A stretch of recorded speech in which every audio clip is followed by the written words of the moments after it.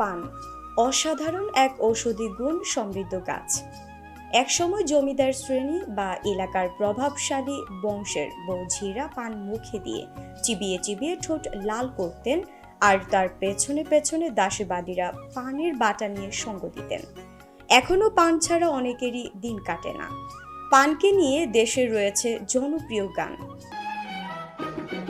পান খাইয়া ঠোঁট লাল করিলাম বন্ধু ভাগ্য হইল না। কিন্তু কি অবস্থা দেশের সে পান চাষ বা ব্যবসার? ঝিনাইদহের হরিণাকুণ্ডু অঞ্চলে পানই ছিল তাদের প্রাণ। দীর্ঘদিন বাজারে পানের সহজলভ্যতা পান চাষিদের করেছে হতাশা। লাখ লাখ টাকা খরচ করে পানের বরজ তৈরি করে উৎপাদিত পান দিন দিন হারিয়ে যাচ্ছে। একসময়ের বড় আকারের প্রতি বিড়া পান বিক্রি হতো ১০০ থেকে ১১০ টাকা। এখন সেই পান বিক্রি হচ্ছে বিড়া প্রতি মাত্র ৪০ টাকায়। এছাড়াও ছোট আকারের পান বিক্রি হচ্ছে ৮-১০ টাকা থেকে ১৫-১৬ টাকা দরে। এগুলোর সাথে যুক্ত হয়েছে শক্তিশালী বাজার সিন্ডিকেট। পান বাজারের বিপর্যয়ের কারণে বিভিন্ন কীটনাশক, বাঁশ, বিছাল ও শ্রমিকের মজুরি দেওয়ার পর আর্থিকভাবে ব্যাপক লোকসান গুনতে হচ্ছে হরিণাকুণ্ডুর পান চাষিদের। ফলে ক্ষতি পুষিয়ে উঠতে না পারায় আগ্রহ হারাচ্ছে চাষিরা।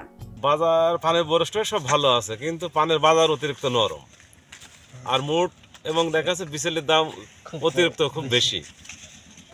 তাতে মানে এই বছর দেখা যাচ্ছে আমাদের খুব লস হবে, পানের হইতে খুব লস।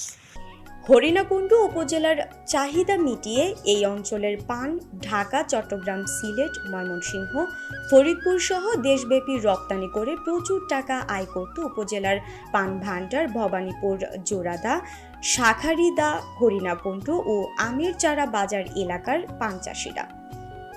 সরজমিনে গিয়ে চাষিদের মাঝে দেখা গেছে হতাশা। তারা বলছে, একসময় পান বেচা কেনা হতো ২৫-৩০ লাখ টাকার।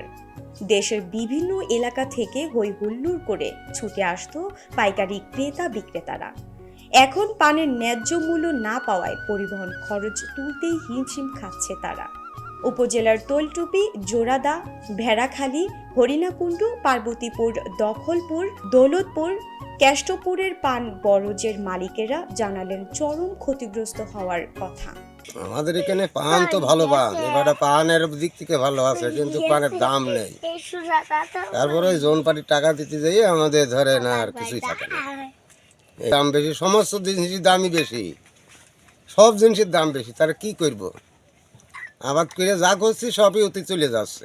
সংশ্লিষ্টদের আন্তরিক সহায়তা পেলে iodine, potassium, vitamin A, vitamin B one এবং ভিটামিন বি2 এর মতো পুষ্টিগুণে ভরপুর ও হজমের সহায়ক হরিণাকুণ্ডুর পান শিল্প তাদের ঐতিহ্য ধরে রাখতে পারবেন বলে বিশ্বাস চাষিদের।